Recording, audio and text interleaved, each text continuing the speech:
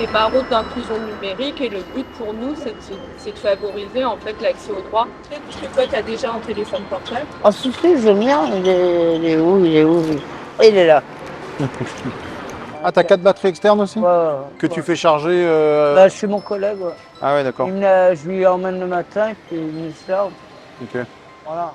Le projet Marodine, il a comme objectif de rendre le numérique accessible à tous, de renforcer l'accès aux droits et le lien social auprès des personnes qui sont sans domicile fixe et donc à la rue.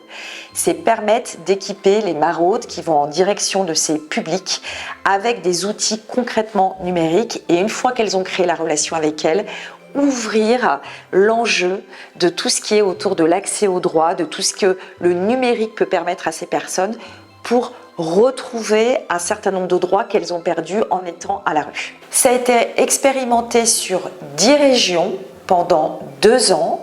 Ça a impliqué 20 associations qui se sont mobilisées tout au long de ces 2 années pour co-construire, suivre le programme et être acteurs de l'évaluation qu'on a pu faire post-expérimentation.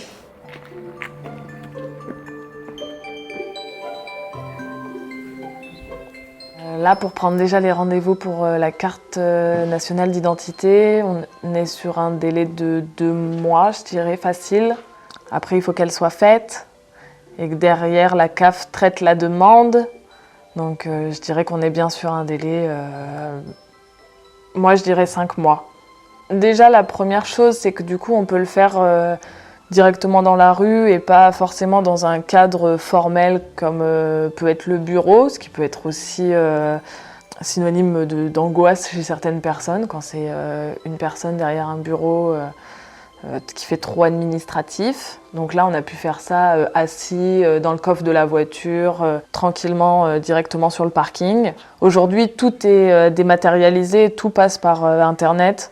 On fait très rarement de demandes papier maintenant. Les demandes papier mettent plus de temps à être traitées que les demandes dématérialisées aussi, donc ça fait aussi gagner du temps. L'intérêt de l'accompagnement de la Fondation AFNIC, c'est qu'il a été non seulement d'un point de vue économique pour permettre d'acheter le matériel et de fournir le matériel aux équipes de maraude, mais il a été aussi sur tout ce qui est autour de la formation à l'utilisation du numérique et toute la compétence qu'a cette fondation sur l'utilisation de ces outils auprès des publics.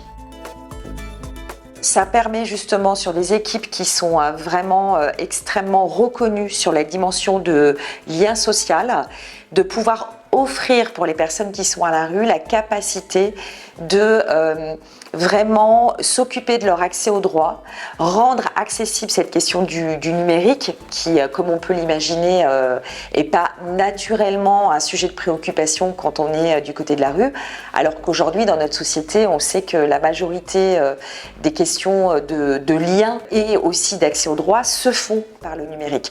Donc c'était extrêmement important de pouvoir aussi ouvrir cet espace de travail avec eux, ouvrir cet espace de réflexion tout en étant attentif à ne pas faire à la place des personnes. Mais avec grand intérêt, c'est vrai que c'est... Vous avez le pouvoir d'agir, hein, comme on dit maintenant. Et j'imagine que, enfin, Marodine a été quand même repris en exemple par, je crois que c'était le médiateur du numérique, hein, c'est ça, qui en a parlé. Il y a eu des articles, donc ce qui veut dire qu'en fait, Marodine s'inscrit quand même dans une politique publique.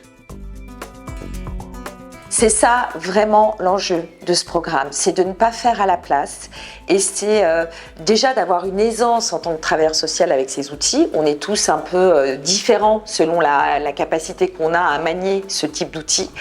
Cet outil ne doit pas se substituer au lien social et à la relation avec la personne qui est quand même extrêmement importante quand on travaille en rue. Tout le lien de confiance, le dialogue qui doit s'installer, le temps que ça doit prendre.